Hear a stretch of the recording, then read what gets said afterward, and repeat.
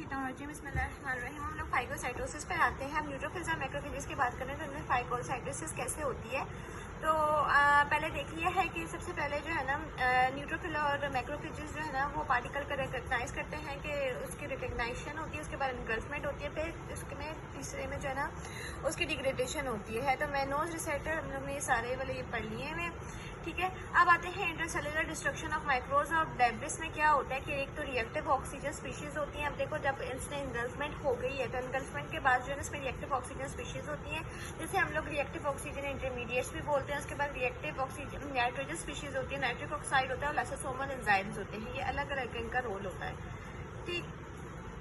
सबसे पहले अगर हम लोग बात करते हैं तो वो आ जाता है रिएक्टिव ऑक्सीजन स्पीशीज, ठीक है। और ये नॉर्मली जो है ऑल द किलिंग मैकेनिज्म, ठीक है, नॉर्मली जो है सब लाइसोसोम्स में हो रहा होते हैं। रिएक्टिव लाइसोसोम के साथ सीक्वेस्ट्रेट होता है, मतलब उसे जकड़ लिया जाता है।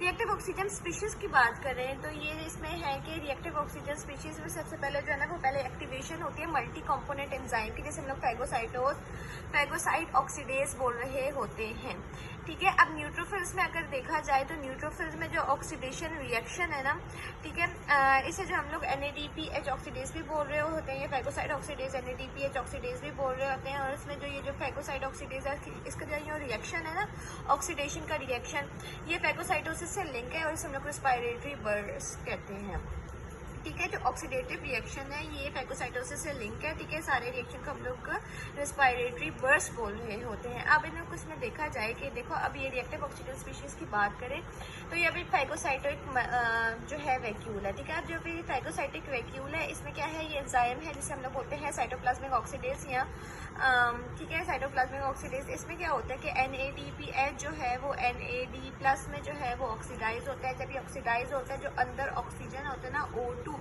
इसका फ्री रेडिकल बन जाता है, ठीक है। O2- में फ्री रेडिकल बन गया। अब O2- जो है ना ये कन्वर्ट होता है हाइड्रोजन पेरोक्साइड में विद द हेल्प ऑफ, ठीक है। तो इसमें अब ये बात करते हैं हम, ठीक है। अब जो रिएक्टिव पहले फैगोसाइट ऑक्सीडेज की बात करते हैं। ये 7 प्रोटीन है जो रेस्टिंग न्यूट्रोफिल्स में पाया जाता है, ठीक। पहले ये जो ना प्लाज्मा मेम्ब्रेन और साइटोप्लाज्म में होता है, लेकिन जैसे स्टिमुलाई आता है तो ये जो है पहले देखो अंदर की तरफ होता है, लेकिन जैसे स्टिमुलाई आता है तो ये बाहर की तरफ लोकेट हो जाता है। और ये जो रिएक्टिव ऑक्सीजन स्पीशीज है ना ये फैगोलाइसोसोम में जो है वो प्रोड्यूस होती है, ये याद किया जाएगा, ठीक है। अब जो हम लोगों ने देखा था जो ऑक्सीजन रेडिकल है वो हाइड्रोजन पेरोक्साइड में कन्वर्ट होता है। वो कैसे कन्वर्ट होता है, वो उसकी स्पॉन्टेनियस डिसम्यूटेशन हो रही होती है, ठीक है। स्पॉन्टेनियस डिसम्यूटेशन से ये कन्वर्ट हो रहा होता है। अब जो हाइड्रोजन पेरोक्साइड है ये अपने आप जो ना ये माइक्रोब्स को एक्चुअली किल नहीं कर पाता होता है, क्योंकि ये नॉट इज माइक्रोसाइडल, इट्स नॉट माइक्रोसाइडल। लेकिन ये क्या करता है, ये क्या करते हैं, अब जो है ना न्यूट्रोफिल्स में ग्रेन्यूल्स होते हैं, जैसे हम लोग कहते हैं इजोरोफिलिक ग्रेन्यूल्स, ठीक है। और इसमें एंजाइम होता है माइलोपेरोक्सीडेज MPO, माइलोपेरोक्सीडेज पे एंजाइम होता है।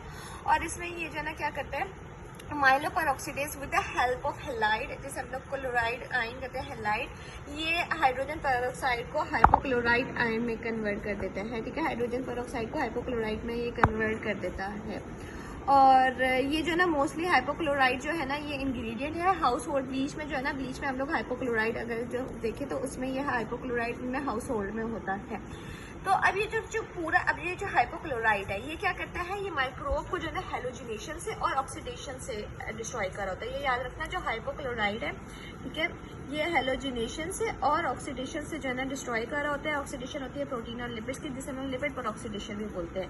अब देखो ये जो हाइड्रोजन पेरोक्साइड हमने उसमें देखा था, इस पर जो है ना माइलोपेरोक्सीडेज with the help of chloride से कन्वर्ट कर होता है। जो ये जो पूरा जिसको सिस्टम है ना ये बैक्टीरियाइडल सिस्टम है न्यूट्रोफिल्स का। और अगर जिसमें MPO की माइलोपेरोक्सीडेज की एंजाइम की अगर इसकी डेफिशिएंसी होगी तो जो अब उसमें इन्फेक्शंस कॉमन हो जाएगी, क्योंकि अब जो है वो न्यूट्रोफिल्स माइक्रोब को सही से कम वो दबा नहीं कर पाएगा, ठीक है। ये सारे पैराग्राफ में कैसे यही लिखा हुआ है, उसके बाद देख लेना इस पैराग्राफ को भी।